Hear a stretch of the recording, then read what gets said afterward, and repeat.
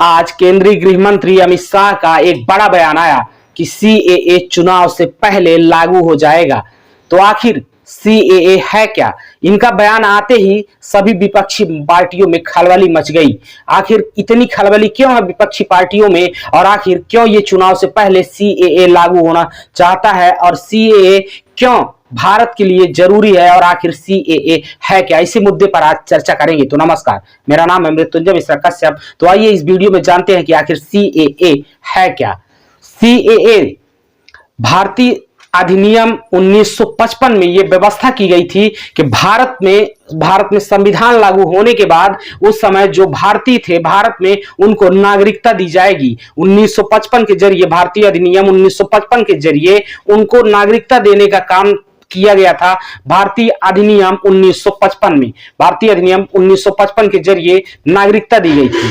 अब ये कानून समय समय पर अपने हिसाब से इसमें संशोधन होता रहा, और इसके बाद वर्ष 2019 में एक संशोधन और होता है कि 2014 में 2014 से पहले 31 दिसंबर 2014 से पहले जो यहां भारत में बांग्लादेश, पाकिस्तान, अफगानिस्तान से जो लोग शरणार्थी के रूप में रह रहे हैं, या कि जो भारत के अंदर जितने भी शरणार्थी हैं उनको एक नागरिकता दी जा सके भारत की। इसलिए वर्ष 2019 में ये कानून को भारतीय अधिनियम 1955 को फिर से संशोधित किया गया और संसद सदन में एक विधेयक लाया गया कि 2014 से 31 दिसंबर 2014 से जो लोग रह रहे हैं शरणार्थी के रूप में, उनको कानून दिया जाए, उनको अधिकार दिया जाए, भारत की नागरिकता दी जाए।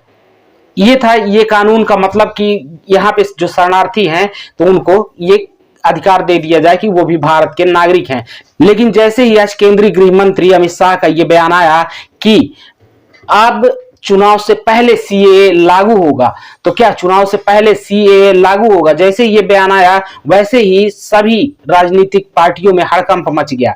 चुनाव से पहले आखिर सीएए क्यों लागू होना चाहता है? तो जाहिर सी बात है कि भाजपा सरकार एक और कार्ड खेलना चाहती है। इस बार प्रधानमंत्री मोदी जी का कहना है कि इस बार भाजपा 400 पार, तो 400 पार करने के लिए हो सकता है चुनाव से पहले सीएए लागू भी हो जाए। सीएए लागू होने से आखिर होगा क्या? सीएए लागू होने के बाद आखिर क्या बदलाव आएगा? सीएए लागू होने के बाद जो भारत से सटे हुए देश है जैसे पाकिस्तान, बांग्लादेश, जो यहां से अवैध रूप में जो राज्य सीमावर्ती राज्य हैं, इनको जो अवैध रूप से में शरणार्थियों को बसा लिया जाता है, राज्य सरकार ये नहीं कर पाएंगी, क्योंकि सीएए लागू होने के बाद नागरिकता देने का काम केवल केंद्र सरकार का होगा। यानी कि भारत में किसे नागरिकता दी जाएगी, भारत में कौन रहेगा, ये केवल केंद्र सरकार तय करेगी, राज्य सरकारें तय नहीं कर पाएंगी। अभी क्या है कि अभी जो सीमावर्ती राज्य हैं वो वहां ये व्यवस्था है कि पड़ोसी मुल्कों से, पड़ोसी देशों से कोई भी घुसपैठ करके आता है और भारत में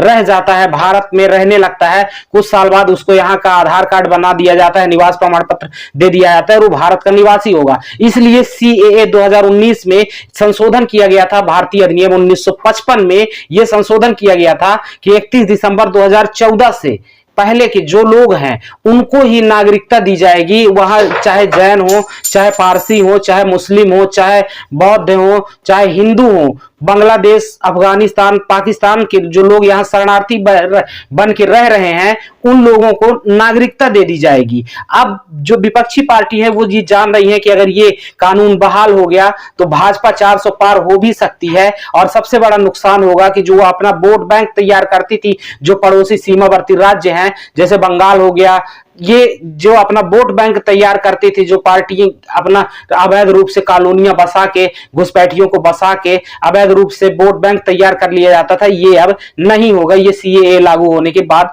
बंद हो जाएगा। हो सकता है कि चुनाव से पहले सीएए लागू होगा, जिस तरह से केंद्रीय मंत्री अमित शाह आज बोल रहे थे, जिस तरह से आज उन्होंने कहा है कि चुनाव के पहले सीएए लागू हो सकता है, तो वाकई में हो सकता है कि आचार संहिता लागू होने से पहले सीएए देश में लागू हो जाए।